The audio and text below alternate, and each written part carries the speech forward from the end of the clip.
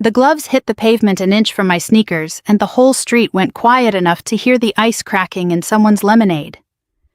22 years old black belt, undefeated in 3 amateur cages, and he was smiling at me like I was already on the ground. He had a phone out. He had an audience. What he didn't have was any idea that I'd spent the last 2 decades training men twice his size to survive things he couldn't spell. I looked down at those gloves, then back up at him, and I asked the only question that mattered. "Are you sure?" My name is Ashley Parker. I'm 42 years old, and for most of my adult life, the only people who knew my rank called me Colonel, and meant it with their whole chest. But on Larkspur Lane, in the quiet manicured cul-de-sacs of Cedar Ridge, Colorado, I was just the woman at the end of the street who mowed her own lawn and drove a Ford F-150 with a dent in the tailgate that I never bothered to fix. I moved there in June after my son Ethan finished 9th grade, looking for exactly what the real estate listing promised: peace. 20 years in the Army will do that to you. It teaches you to crave quiet the way other people crave excitement. I'd commanded soldiers in the 75th Ranger Regiment, led night operations where the margin for error was the width of a heartbeat, and briefed generals who didn't blink when I corrected them. But none of that mattered here. Here I was, just Ashley, a single mother, a woman who kept to herself, who waved at the mail carrier, and who didn't feel the need to explain what she used to do for a living. I liked it that way. I liked that nobody looked at me twice. The house next door belonged to Richard Coleman, a real estate developer who'd built half the shopping centers on the east side of the county and never let anyone forget it. He drove a white Escalade that he backed into the driveway every single time, engine idling a beat too long, like he wanted the whole block to register his arrival. His son Brandon was 22, home from a semester he'd dropped out of and deep into what he called his fight career. Amateur MMA. A blue belt turned purple, turned black in what felt like record time, though I never once saw him spar with anyone who could actually hurt him. He had 12,000 followers, and a highlight reel set to music that thumped through his open garage every afternoon. I noticed him before he noticed me. That's usually how it goes with men like Brandon. They're so busy being watched that they don't watch back. He revved his motorcycle at 6 in the morning right under my bedroom window 3 days in a row before I even said a word. He took up 2 parking spots outside the community mailbox like it was his personal reserved lot. I watched him once from my porch shoulder check a delivery driver half his size just because the man's cart was blocking the sidewalk for 4 seconds too long. Nobody said anything. That's the thing about neighborhoods like Cedar Ridge. Everyone's polite until the moment politeness costs them something, and then the silence gets very loud. I started running every morning at 5:30 before the sun cracked over the ridge because that's when the world still belonged to me and nobody else. Old habit. In the regiment, 5:30 was already late. Brandon caught me one morning jogging past his driveway in a faded gray t-shirt and running shorts, and he said something to his buddy loud enough that he clearly wanted me to hear it. "She doesn't even look like she could survive 1 round." His friend laughed. I didn't break stride. I didn't turn my head. There's a particular kind of restraint you learn in this life, the kind that has nothing to do with fear, and everything to do with knowing exactly what you're capable of, and choosing deliberately not to prove it to strangers. I smiled instead, not for him, not really, for myself. Because if he'd known even a fraction of what I'd walked through, he would have swallowed those words before they ever left his mouth. I want to be honest about something. Part of me understood him. I'd seen young men like Brandon before, plenty of them, before the Army got hold of them and reshaped what they thought strength meant. Boys raised on money and mirrors who confuse aggression with confidence because nobody ever taught them the difference. In another life under different discipline, Brandon might have made a decent soldier. He had the aggression, he just didn't have the humility, and nobody in his life seemed interested in teaching it to him. His father certainly wasn't going to. Richard Coleman treated the neighborhood like an extension of his portfolio, something to be managed, curated, and occasionally reminded of who was really in charge. He was cordial to my face in that specific way. Wealthy men are cordial to people they've already decided don't matter a firm handshake, a joke about the housing market eyes already moving past me before I finished my sentence. I didn't take it personally. I'd met 100 versions of Richard in my life. Men who mistook their bank account for a chain of command. What I didn't expect, what I genuinely didn't see coming that first month, was how quickly Brandon's attention would drift from me to my son. Ethan was 15 that summer, quiet and thoughtful in the way kids get when they've moved around more than most, when they've learned not to get too attached to a school or a street, because the army doesn't ask permission before it reassigns you. He rode his bike up and down Larkspur Lane in the evenings, headphones in, minding his own business. He didn't know anything about combatives or command presence. He knew about video games and a girl in his algebra class and the new skateboard he was saving up for. He was in every way that mattered still just a boy. I watched Brandon watch him one evening from across the street, that same lazy, entitled smile creeping onto his face, and something in my chest went very still and very sharp the way it used to right before a briefing I already knew was going to go badly. I told myself I was being paranoid. I told myself boys like Brandon eventually got bored and moved on to easier targets. I was wrong. And it wouldn't take long to find out just how wrong I was. There's a particular kind of dread that only parents understand, the one that doesn't announce itself loudly, but settles in slowly like weather changing on the horizon. You feel it before you can name it. By the second week of July, I felt it every time I heard Brandon's motorcycle idle a little too long near our end of the street. It started small, the way these things always do. Brandon would drive slow past the cul-de-sac where Ethan and a couple of the neighborhood kids played basketball, revving his engine just enough to scatter them off the asphalt. He'd park his truck sideways across the makeshift court they'd claimed at the end of the block, forcing them to relocate, and he'd sit there in the driver's seat, scrolling his phone, pretending not to notice the game he'd just ended. Once, twice, I could chalk up to carelessness. By the fourth time, I understood it wasn't carelessness at all. It was a message. This street, this space belonged to him, and everyone else existed on his terms. Then it got personal.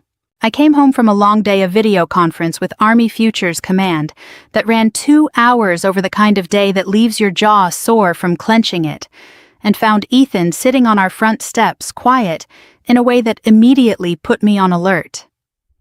He wasn't crying. My son doesn't cry easily, hasn't since he was maybe 9, but there's a stillness he gets when something's eating at him. A stillness I recognized because I'd seen it in young soldiers after their first hard lesson about the world. "Everything okay?" I asked, setting my bag down slow, giving him room. He shrugged. Brandon called me Mommy's little soldier in front of everyone at the court today. Said it like a joke. Everybody laughed. I felt something tighten low in my stomach, an old and familiar heat I hadn't felt in years, not since the last time I'd watched someone underestimate the people under my command and pay for it. But I kept my voice level because that's the job. That's always been the job, not the absence of anger, but the discipline to not let it drive. "What did you say back?" I asked. "Nothing." What was I supposed to say? I sat down next to him on the step, close enough that our shoulders touched. "Nothing tonight." That's the right answer. Ethan, listen to me. Don't fight people who are desperate to prove something. That kind of hunger, it's bottomless. You can't satisfy it by giving him a reaction. You just feed it. He nodded, but I could tell the words didn't land the way I wanted them to. 15-year-olds don't run on wisdom. They run on humiliation and the desperate need to undo it. I understood that. I'd been 15 once too, though it felt like a different woman's life by now. I hoped that would be the end of it. It wasn't.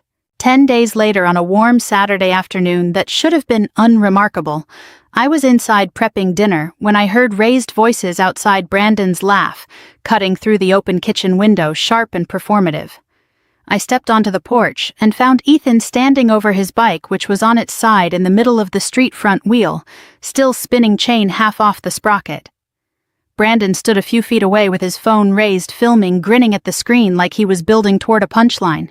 "Say it again," Brandon was saying clearly to the camera and not to Ethan. "Say what you called me." Ethan's face was red, jaw tight, hands curled at his sides in that helpless, furious way kids get when they're outmatched and know it. I didn't run.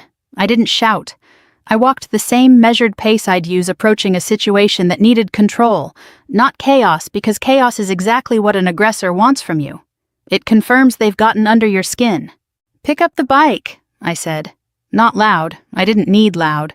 Brandon lowered the phone just enough to look at me, that same lazy smirk still hanging off his face. Or what? I didn't answer right away. I just looked at him. Really looked the way you look at a threat assessment, cataloging without judgment, without heat, just information. His stance was loose weight forward, the posture of someone used to being the most dangerous person in any room he walked into. His eyes, though, flickered for half a second under my gaze. Something involuntary and small, a flash of uncertainty. He probably didn't even register himself. I've seen that flicker in men 3 times his size right before they decide it's smarter to back down than to test the thing standing in front of them. For a moment I thought he might actually pick up the bike. That's when Richard's Escalade pulled into the driveway and he stepped out mid-phone call, taking in the scene with the mild irritation of a man interrupted during something important. He didn't ask what happened. He didn't ask if Ethan was okay. He looked at me, standing on the street in my gardening clothes, dirt still on my knees from the flower bed I'd been working, and something about my stillness seemed to amuse him. "You military people," he said, finishing his call and slipping the phone into his blazer pocket, "always think rank matters outside the base." I could have said a dozen things in that moment. I could have told him exactly what rank had taught me, exactly what it meant to hold the line, when everyone around you wanted to break formation, exactly how many young men and women I'd watched grow into people far better than the boy currently filming my son's humiliation for likes. Instead, I said nothing. I picked up Ethan's bike myself, set it upright, and walked it back toward our garage while my son trailed behind me, confused and a little embarrassed by my silence. "Why didn't you say anything?" he asked once we were inside, voice cracking with something between frustration and disappointment. "Because he wanted a reaction," I told him, setting the bike against the wall. "And I don't hand out what people want from me just because they're loud enough to demand it." But that night, lying awake long after Ethan had gone to bed, I felt the old current stirring underneath my calm. The same current I used to feel the night before an operation, when stillness on the surface meant something entirely different was moving underneath. I understood with total clarity that this wasn't over. Boys like Brandon didn't stop because you walked away. They stopped when the world finally showed them undeniably that walking away had never once been the same thing as being afraid. I just didn't know yet how public that lesson was about to become. Labor Day in Cedar Ridge was an institution. Every year the HOA closed off half of Larkspur Lane, folding tables went up under string lights, someone's smoker filled the whole cul-de-sac with the smell of brisket by noon, and every family on the street showed up whether they liked their neighbors or not.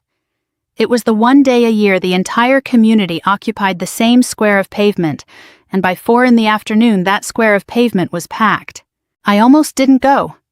I'd had a rough week, a budget review that ran long, a phone call with a general who liked to hear himself talk, the low hum of exhaustion that never fully leaves you no matter how many years you've been doing the job.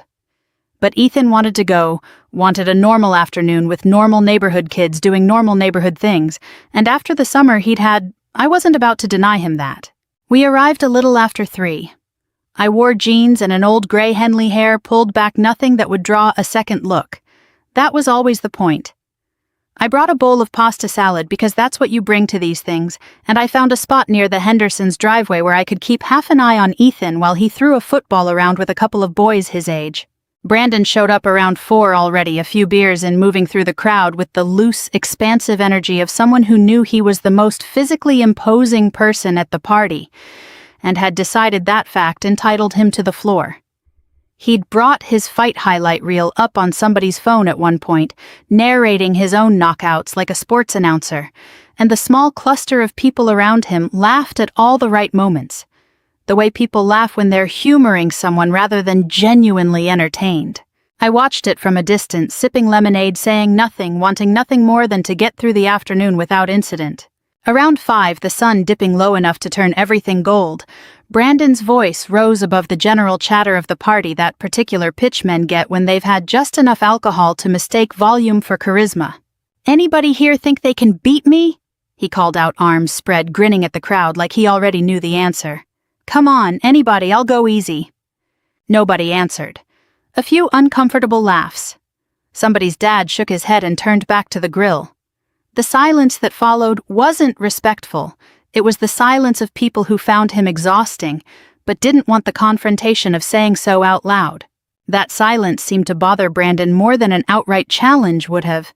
He scanned the crowd, and I felt it before I saw it the exact moment his eyes landed on me standing near the drink table with my lemonade, unremarkable, unbothered. "What about you, Colonel?" he said, and the crowd's attention shifted toward me like a tide changing direction. He'd taken to calling me that as a joke months ago, a mocking little nickname because Ethan had let it slip once that I served, and Brandon had decided it was funny a woman with a rank nobody in the neighborhood took seriously. "You're always so quiet, so calm. I bet you think you could take me." I didn't answer. I took a sip of my lemonade. He crossed the pavement toward me, unzipping the small gym bag he'd apparently brought for exactly this moment, and pulled out a pair of MMA gloves red and worn from use, and dropped them at my feet. They hit the concrete with a soft thud that somehow silenced the entire block. String lights swayed overhead. Someone's phone came up already filming. I felt every eye on that street turn toward us at once. "Come on, Colonel," Brandon said loud enough for everyone to hear that same performative grin plastered across his face. "Put your money where your mouth is." "I haven't said a word," I said quietly. "Exactly." He shot back, playing to the crowd now feeding off the attention. "You never do. You just walk around here acting like you're better than everybody, like you know something the rest of us don't. So show us. Or is the tough guy act just for civilians who don't know any better?" I felt Ethan's eyes on me from across the yard, frozen mid-throw football forgotten in his hands. I felt Richard's presence too, drifting closer with his phone already raised, that same amused superiority on his face, the look of a man who fully expected this to end in his son's favor and wanted documentation of it. I looked down at the gloves, then back up at Brandon. "Are you sure?" I asked him, calm, even, the exact tone I'd have used briefing a room full of colonels twice his age about an operation that carried real risk.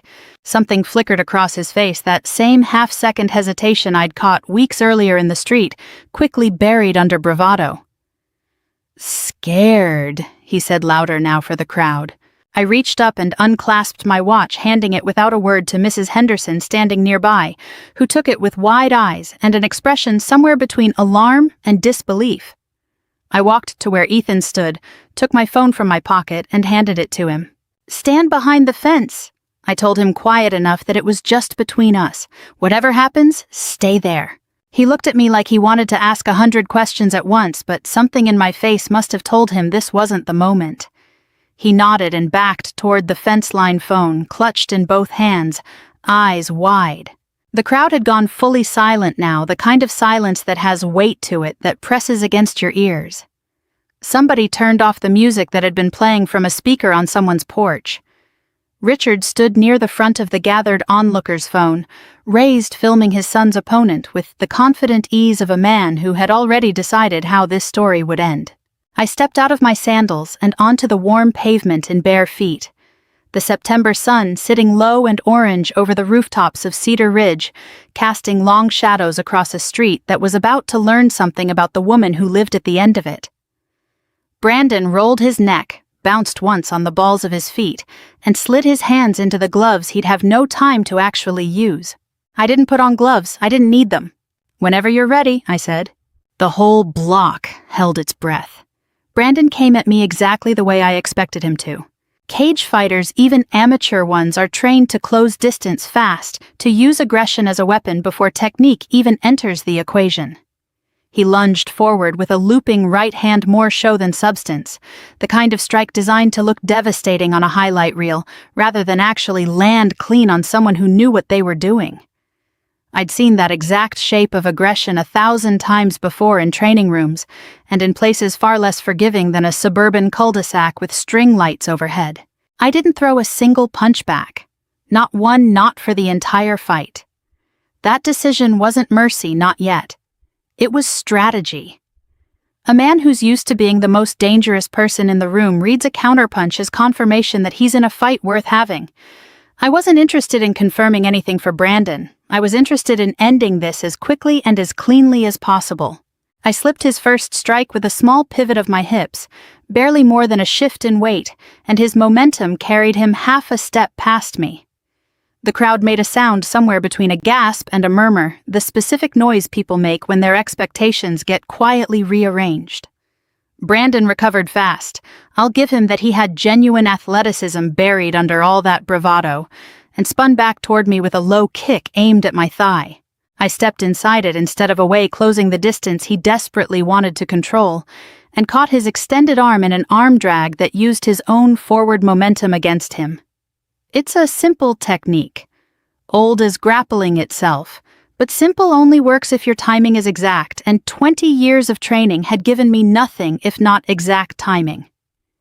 He stumbled forward off balance, and before he could reset his stance, I had my hip against his one arm hooked around his waist in a body lock that took away everything he needed: space leverage, the ability to generate power in any strike. He tried to muscle out of it. Brandon was strong, genuinely strong, the kind of gym-built strength that looks impressive under fluorescent lighting and video filters. But strength without structure just burns itself out fast, and I felt the exact moment his breathing changed, the exact moment his shoulders started working harder than they needed to, because his technique had abandoned him under pressure. I swept his lead foot clean and simple and put him on the ground. The crowd's murmur sharpened into something closer to shock. Brandon scrambled back up almost immediately, jaw tight now, all the performance drained out of his face and replaced with something rawer, something closer to the truth of what was actually happening. He came at me again faster this time, more desperate, throwing a combination that had real intent behind it. I felt the first punch graze past my ear close enough that the air moved, and something in my chest went cold and sharp and entirely completely calm. The exact stillness I used to feel in the seconds before a breach when your body knows exactly what it's built to do and simply does it. I stepped behind him. It happened fast enough that I doubt more than a handful of people in that crowd actually saw the mechanics of it. A rear clinch, hips dropping low, a trip that took his base out from under him, before he even registered I'd moved. He hit the pavement hard, the wind audibly leaving him, and I was down with him before he could scramble away. Weight settled across his back, controlling the fight from a position he had absolutely no training to escape from. Every grappling exchange from that point forward was a foregone conclusion. He knew it. I could feel him know it in the way his struggling shifted from strategic to purely instinctive. The flailing of someone who understood on some animal level that he was no longer the one in control of what happened to his body. I secured his shoulder, isolated the arm, and locked it in place with the kind of control that made further struggle not just useless but genuinely dangerous for him if he kept fighting it. Then I shifted to his neck, a controlled hold, nothing designed to hurt, only to communicate with total clarity that this was finished whenever I decided it was finished. I never threw a single punch. Not once the entire fight. I want that understood clearly because it mattered to me in that moment and to everyone watching. This was never about hurting him. It was about ending something he'd started and refused over and over again to end himself. He tapped my forearm twice fast, the universal signal breath ragged and desperate beneath me. I released him instantly. No hesitation, no lingering, no extra second held just to make a point. The moment he tapped it was over completely the way it should always be. I got to my feet first, and extended a hand down to him, and after a long beat, pride visibly warring with exhaustion on his face, he took it, and I pulled him up. The whole street was silent. Not a single phone lowered. Not a single word spoken. 75 seconds by the timestamp on somebody's video that circulated later, though it felt both shorter and infinitely longer while it was happening. Brandon stood there in the fading gold light chest, heaving gloves still on hands that had never once landed a real strike, staring at me like he was seeing an entirely different person than the woman he'd mocked for months. I leaned in close enough that only he could hear me. "Winning isn't the same as humiliating someone," I said. "I want you to remember that I had 100 chances to hurt you tonight, and I didn't take a single one. That was a choice. I need you to understand it was a choice." He didn't say anything back. He just nodded once, something in his face cracking open in a way that had nothing to do with the fight itself. I turned and looked for Ethan behind the fence and found him standing frozen, my phone forgotten in his hand, eyes wide with something I hadn't seen on his face in a very long time. Not fear, not shock exactly, but a kind of dawning recognition, like a puzzle piece finally sliding into place. I walked to him, put my hand on his shoulder and said quietly, "Let's go home." Behind us, I heard Richard's voice cut through the silence, sharp and furious, already reaching for his phone with a different purpose now. "That's assault," he was shouting to no one in particular, to everyone at once. "Somebody call the police. She assaulted my son." I didn't turn around. I didn't need to. I already knew exactly how this was going to end, and it wasn't going to end the way Richard Coleman thought it would.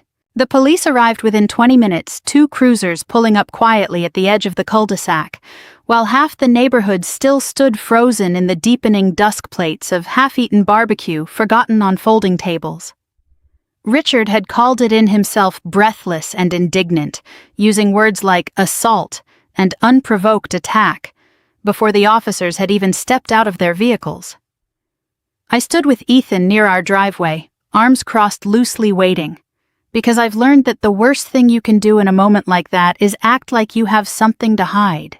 The younger of the 2 officers approached me, first notepad already out, and asked what happened. I told him plainly. Brandon had challenged me, publicly thrown gloves at my feet in front of dozens of witnesses, and I'd accepted a fight he initiated on his terms, using techniques designed to control and end the encounter without causing harm. I told him I never struck him once, not a single punch. He looked skeptical. Understandably, that's not usually how these stories go. But then people started coming forward, unprompted, phones already in hand. Mrs. Henderson, still holding my watch, played her video without being asked. The Delgados from 3 houses down had a clearer angle, catching the entire exchange from the moment the gloves hit the ground. A teenager who'd been filming for his own social media account had 11 seconds of Brandon shouting, "Put your money where your mouth is," in crisp, unmistakable audio. By the time 4 different videos had been reviewed on the spot, the picture was undeniable. I hadn't attacked anyone. I'd been baited into a fight I tried repeatedly to avoid, and I'd ended it without ever raising a fist. No charges were filed that night. The older officer, a heavy-set man with kind, tired eyes, actually pulled me aside as he was leaving and said low enough that only I could hear, "For what it's worth, ma'am, that was about as clean as I've ever seen someone handle a situation like that." I thanked him and didn't say anything else. There wasn't anything else that needed saying. Richard, for his part, did not let it go. Not that night, not that week, not that month. I understood somewhere in the weeks that followed that men like Richard Coleman don't experience public humiliation the way most people do. It doesn't register as embarrassment to be absorbed and moved past.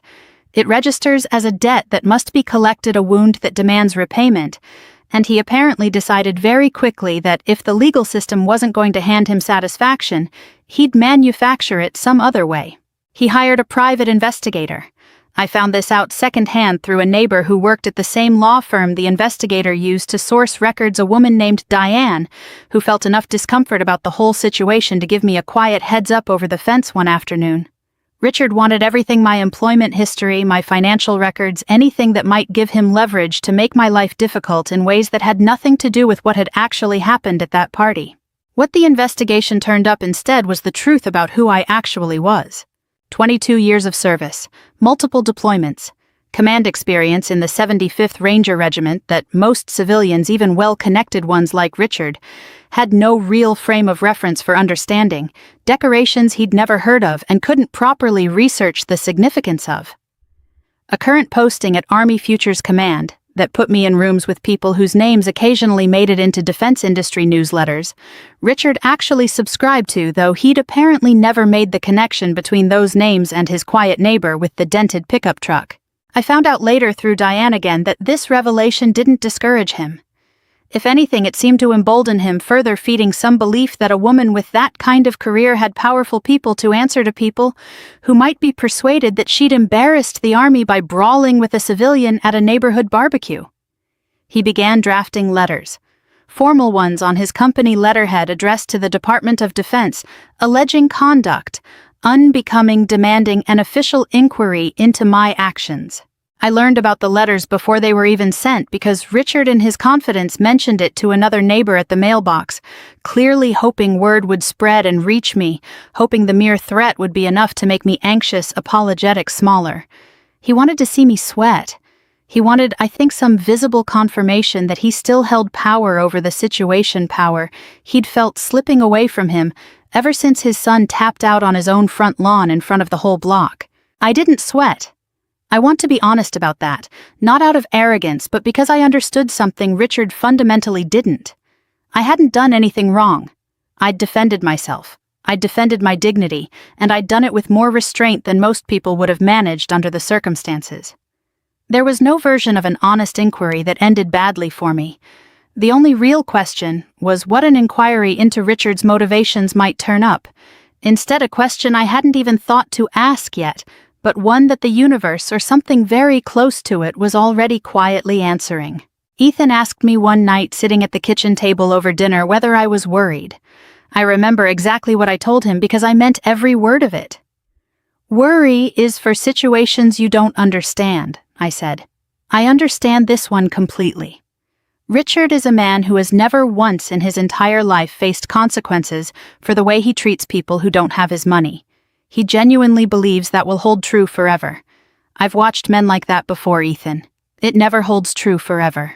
He didn't look entirely convinced. He was 15, and 15 doesn't yet believe that patience is its own kind of weapon. But he trusted me enough to let it go to finish his dinner to go back to being a kid worried about algebra tests instead of federal complaints. I trusted something else entirely, something I'd learned a long time ago in far harder circumstances than this one. When you build your entire life on cutting corners, on leaning on money and influence instead of integrity, that foundation eventually cracks under its own weight. You don't need to push it. You just need to wait and let the structure do what unstable structures always eventually do.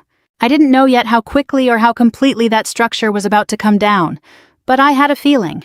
And in my experience, feelings like that are rarely wrong. The letter landed on the desk of Lieutenant General Michael Donovan on a Tuesday morning in late September. Tucked into a stack of routine correspondence his aide had already flagged for review. I only know the specifics of what happened next because Michael told me himself weeks later over a phone call that started serious and ended with both of us laughing harder than either of us had in months. Michael and I went back a long way.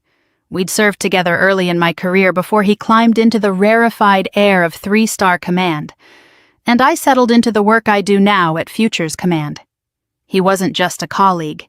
He was one of the handful of people who'd watched me grow from a green second lieutenant into someone who could hold a room of colonels silent with a single sentence, and he had over the years developed what I can only describe as a very specific, very dry sense of humor about anyone foolish enough to underestimate me. He told me later that he read the first paragraph of Richard's letter, an aggrieved account of conduct unbecoming an officer, involving an unprovoked physical assault at a private social gathering, and had to set it down for a moment because he was laughing too hard to keep reading. Ashley Parker. He told me he'd said out loud to an empty office, "Got challenged to a fight and this man is mad she won." But amusement is not the same as dismissal, and Michael, whatever else he is, has always been thorough. An inquiry was opened exactly as Richard had hoped it would be. Statements were requested, video evidence of which there was an abundance given how many phones had been recording that Labor Day evening was reviewed in full. Within days, it was clear beyond any reasonable dispute that I had done nothing except respond with considerable restraint to a challenge that had been thrown at my feet in front of dozens of witnesses. The inquiry into my conduct closed almost as quickly as it opened with a formal note in the record, commending the composure I'd shown under public provocation.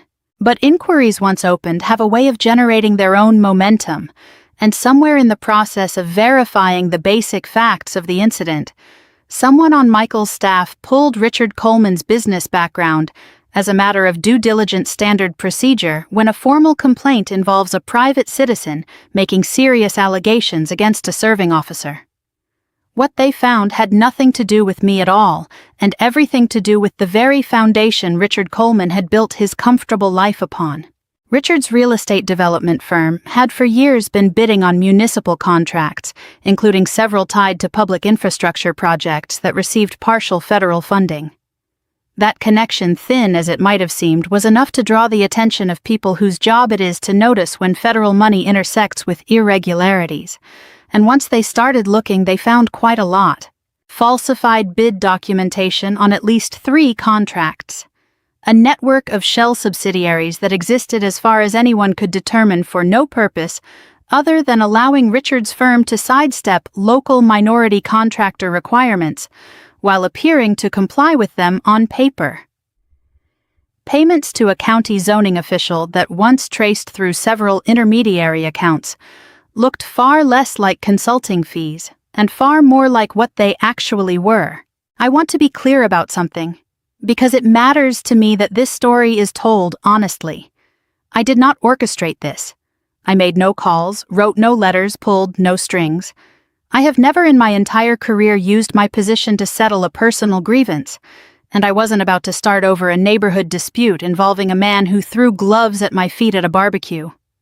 What happened to Richard Coleman happened because Richard Coleman built his empire on a foundation of dishonesty, and he made the singular catastrophic error of inviting official scrutiny into his own life at the exact moment that scrutiny was primed to look closely at everyone involved. The Defense Contract Audit Agency got involved first given the federal funding tied to some of his projects. Then the FBI once the zoning payments surfaced clean enough to warrant a proper investigation.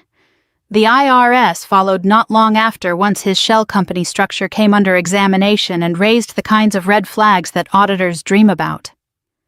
Within 6 weeks of sending a letter meant to destroy my career, Richard Coleman found himself the subject of 3 separate federal inquiries, his development contracts frozen pending review, tens of millions of dollars in projects suspended indefinitely.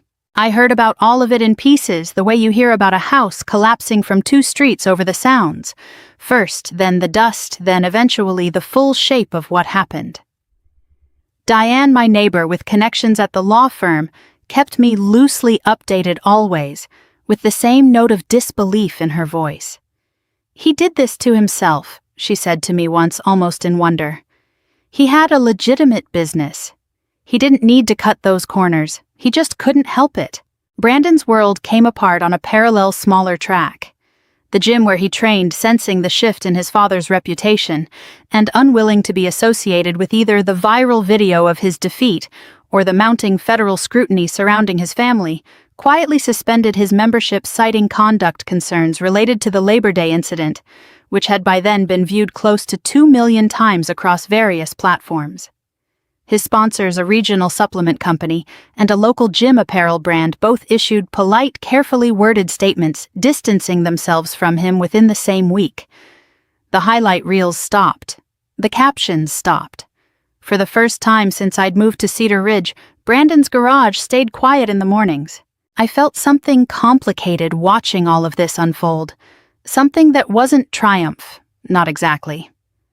I'd spent my whole career believing that consequences, real consequences, tend to find people eventually, without needing anyone to manufacture them. I hadn't wanted this for Richard, not specifically, not with this scale. I'd simply wanted to be left alone to raise my son in peace, to live the quiet life I'd earned after 2 decades of service. But I also understood watching it happen that this wasn't really about me at all. It never had been. Richard Coleman's downfall had been built years before I ever moved on to Larkspur Lane. I had simply been the thread that once pulled unraveled something that had been fraying all along. Ethan asked me one evening in October, watching the news cover a local segment about the fraud investigation, whether I felt bad about it. I thought about that question longer than I expected to. "No," I told him, finally.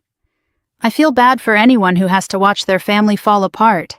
That's a hard thing to witness even when the person falling built the entire collapse themselves. But I don't feel responsible for it, Ethan, and neither should you. We didn't do this. We just stopped absorbing what wasn't ours to carry, and everything else followed its own gravity." By late November, the Coleman house sat with a for sale sign planted crooked in the front lawn, the kind of sign that goes up when a family is selling out of necessity rather than choice. I watched it from my porch some mornings, coffee in hand, and I felt none of the satisfaction I might have expected to feel back in September, when Richard was still filming my fight with his son and shouting about assault to a police officer who clearly wasn't buying it. Watching a family lose their home doesn't feel like victory, it just feels heavy in a different, quieter way than everything that came before it. The bank foreclosed in early December. I found out from Diane, who'd become something like a genuine friend over those months, that Richard's legal fees alone had eaten through whatever cash reserves the family had left once the federal investigations gathered speed, and once his development contracts stayed frozen through the fall building season. The income simply stopped coming in fast enough to cover what he owed. They moved out on a gray Tuesday morning. A moving truck backed into the driveway where Brandon used to rev his motorcycle at 6 a.m., and by that afternoon the house was empty and the street was quiet in a way it hadn't been quiet since before I'd moved in. Nobody threw a party about it. Nobody gathered at the mailbox to gossip with any real relish.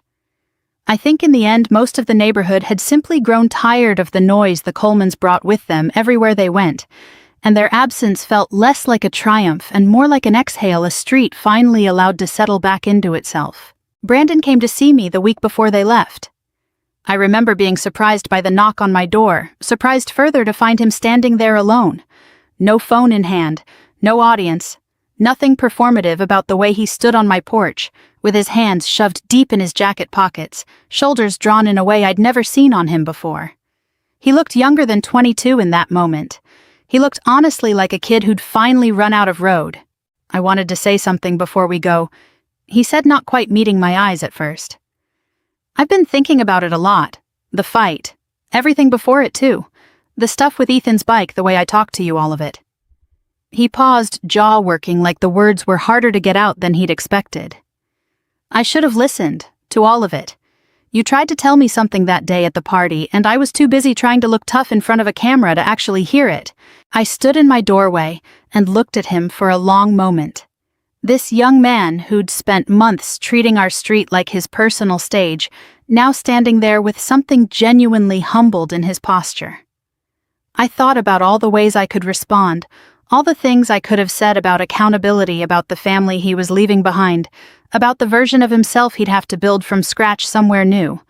In the end, I kept it simple because I've found that the truest things usually are. Strength isn't measured by who you can beat, I told him. It's measured by who you choose not to hurt. You had 100 chances that day to walk away before it ever got to gloves on the ground, and you didn't take a single one of them. That's the lesson here, Brandon. Not the fight. What happened before the fight? He nodded slowly, and for the first time since I'd met him, I saw something behind his eyes that looked like it might actually stick. Can I say sorry to Ethan? He asked. Before we go, I called Ethan down from his room and I watched from the kitchen doorway as the two of them stood on my porch. Brandon apologizing in a voice stripped of all its old bravado. Ethan listening with the particular grace that 15-year-olds sometimes surprise you with, the grace of someone who never needed revenge to feel whole, only acknowledgement. They shook hands. It wasn't dramatic. It wasn't cinematic. It was just two boys in their own way closing a door that had been open and swinging too long. The Colemans moved 3 states away somewhere Richard apparently had extended family, who could offer him a fresh start once the legal dust settled. I heard secondhand that he eventually pled to a reduced set of charges, paid substantial restitution, and lost his contractor's license permanently. I didn't feel the need to follow the story much further than that. Some chapters close on their own, and you don't need to read every page to understand how the book ends. Cedar Ridge went back to being exactly what the listing had promised me back in June: quiet, unremarkable, peaceful, in the specific way that only comes after storms pass through and clear out. I still run every morning at 5:30, same gray shirt, same worn-in shoes, same empty street humming with early light before the rest of the neighborhood wakes up. But something's different now. Something small, but real. The neighbors who used to look past me, who never quite registered the woman at the end of the street, stop now. They wave. Sometimes they walk out to their mailboxes a little early just to say good morning, and I always say it back because that's what neighbors do when the noise finally clears enough to hear each other properly. Ethan's doing well. He made varsity soccer that spring, And he doesn't talk about that summer much anymore, though. Every once in a while, when someone at school tries to push him around the way Brandon once did, I notice he doesn't flinch the way he used to. He just watches calm, unbothered, the exact stillness I spent 20 years learning myself quietly pass down, without either of us ever really discussing it. I think about that whole season often, honestly. Not with anger, not anymore. With something closer to gratitude, strange as that sounds. Because it taught me all over again something I'd already learned once in a much harder place, under much harder circumstances, that patience isn't passivity, and walking away isn't weakness, and the people who mistake your restraint for fear are always eventually the ones who learn the hardest lesson of all. Bullies mistake patience for weakness. They never realize that the strongest people are usually the last ones looking for a fight. If this story meant something to you, I'd love to know where it found you today. Drop a comment below and tell me what part hit hardest. I read every single one. And if you're the kind of person who believes quiet strength always wins in the end, hit subscribe, because we've got so many more stories like this one waiting for you week after week. Let's keep this journey going together.